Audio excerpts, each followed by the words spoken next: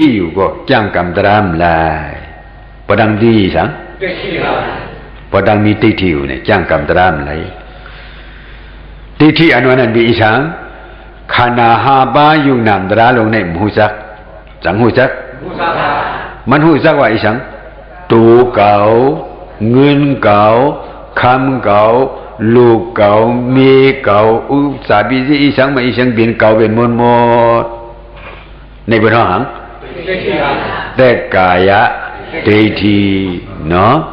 แต่กายะดิฏฐิในเสือเสียนในตั้งหูอันในอสวยอันในอายุอันในเป็นอสวยอายุตั้งหูกว่าอเปงอะไรตั้งหูยังก็บอกเส้นไหนบ่อำเปเลยดิฏฐิเนี่ยเหตุการณ์ที่ยามไหลเนี่ยมันทางเสียงฮะก็บอกเส้นนั้นอ่อนดังสุดพอดีเหตุการณ์ที่ยามเนี่ยรู้เลยเปดิฏฐิเนาะแต่กายะดิฏฐิขณะหาบาอยู่นำตราบ่มียังบ่นจะตระดาดิฏฐิอุสีดาดิฏฐิดิฏฐิในมี60 2ว่าแย่ก่อนเช่นนั้นอ่อนดังสุดแต่กายะดิฏฐิ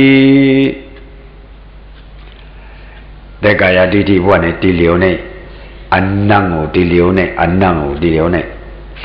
เปิดห้องอีสังในพวกเอาตราห้องว่าขันธาหาปาห้องหวังในความใจว่าขันธาหาปาเนาะขันธาอันนั้นได้เหมือนกันเอามันก็ว่าขันธาใจก็ว่าขันธาปาลีก็ว่าขันธาแล้วมันจะความเปิ่นมันจะความเก่ามันจะความพระเป็นเจ้าขันธาจะขันธาหาปาเนี่ยเป็นเสกขันธาปาลีว่าความมันว่าขันธางาบาความใจว่าขันธาหาปามันเป็นความมันหลงมอเหมือนเจ้าเฮวังที่มาความใจว่าจึกว่าปาความมันหรอกใช่ไหมเนี่ยใจเอาไหนพ่อพูดนี่มันยาสุดที่ว่ามันเป็นบาลีล่ะขันธานี่เป็นบาลีหรือกำในขันธาหาบาเนี่ยมีกะลาเนี่ยป้อมหูจักขันธาหาบาก็ผิวดิฏฐิจังดีเลยผิวดิฏฐิมเลยเนาะ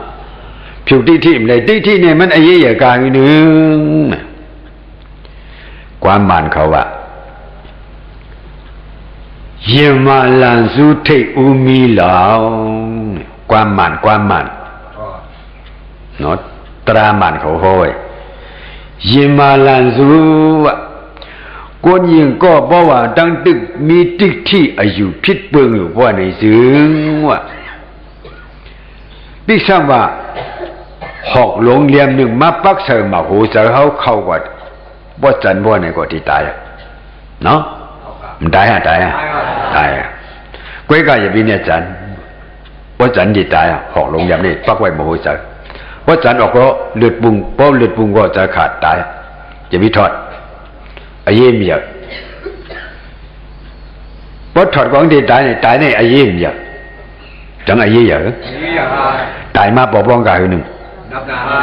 น้ำหนาตายก็พิชังตายก็อันไหนตายก็หอกอันนี้จุกไว้มาลาจาอันนี้หอกอีช้างว่าไหนหอกดิฏฐิหอกอีช้าง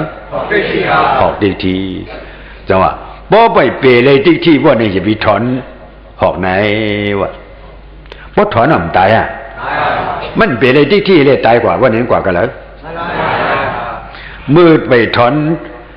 หลับหอกอันเตี้ยงมาหัวใจเจ้าเขาในเอาหยานที่ยาผิวเบียดเปรียบเบียดถวยเบียดดิฏฐิอ่อนดาอันจะขันธาอันจะเก่าลงไหนขันธาหาปาเนาะขันธาหาปาเหยียบโลหอกลงนั่นเฉียบยากขันธาหาปาที่ตายมันจะเก่า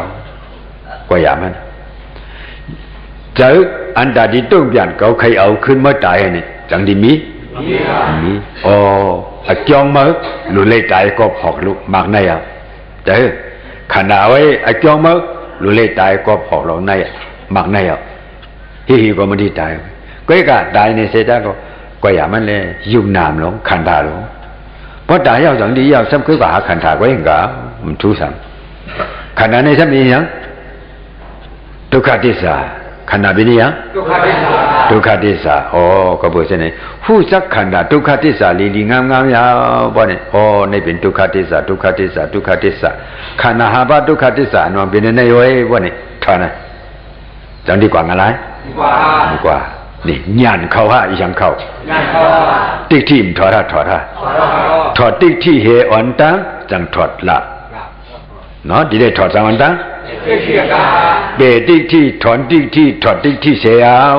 อำใจตูเก่าอำใจเจ้าเก่าเป็นขันธาเป็นยุเป็นนามเป็นขันธาขันธาลงในเลยมานำเนี่ยยาวเตมานำเนี่ยยาวขันธาอันแล้วก็จังเป็นสุขะขันธาเป็นอีสังทุกขา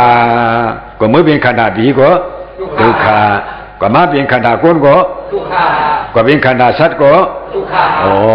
ใน30 ใบอิฐผูกในมีสังทุกขา